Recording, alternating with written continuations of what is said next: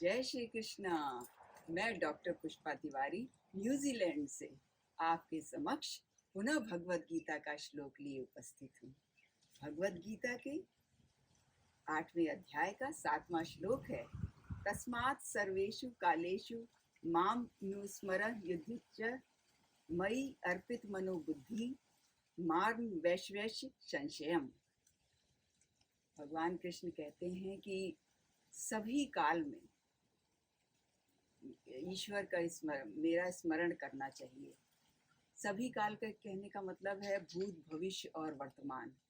भूत, भविष्य, वर्तमान काल तो मनुष्यों के लिए रहता है, ईश्वर के लिए तो सभी वर्तमान है। स्मरण करना चाहिए। और अर्जुन के लिए उन्होंने कहा युद्ध भी करना चाहिए, मगर सामान्य मनुष्य के लिए मनुष्य को अपना कर्तव्य का पालन करना चाहिए, क्योंकि कर्तव्य पालन करने से ही उसकी मुक्ति है और वो अपने लक्ष्य की प्राप्ति करता है। भगवान ने कहा भी है, कर्मण्येवाधिकारस्ते मा फलेषु कदाचन। मुझ में मन बुद्धि अर्पित करने वाले तुम असंशय मत निश्चित ही माम मने मुझे एष्यसि प्राप्त करोगे। भगवान कृष्ण कहते हैं कि ये शरीर, मन, बुद्धि सब दिया हुआ है, आपका स्वयं का नहीं है, तो जिसने दिया उसी को अर्पित कर दो भगवान, क्योंकि तुम मेरा ही अंश हो। भगवान कृष्ण ने कहा है, ममै वांशो जीव लोको जीव भूत सनातना। जीव भूत जीव लोक में सदैव से मेरा ही अंश रहा है, तो मन बुद्धि को मुझ में ही अर्पित कर दो, निसंशय तुम मुझे ही प्राप्त करोगे।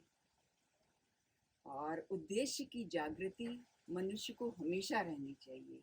और ये कहा भी गया है कि अंत समय में मनुष्य जिस भाव से रहता है उसी भाव को प्राप्त करता है। यदि मनुष्य हमेशा प्रभु का स्मरण करता रहेगा तो अंत समय में भी वो ईश्वर का ही स्मरण करेगा।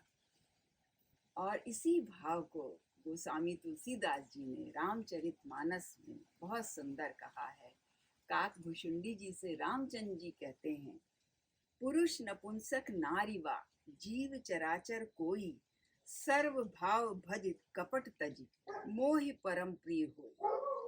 पुरुष हो, नपुंसक हो, स्त्री हो या चराचर कोई भी जीव हो, जो कपट का भाव तज कर सर्व भाव से मुझको भजता है, वही मुझे प्रिय होता है। जय श्री कृष्ण।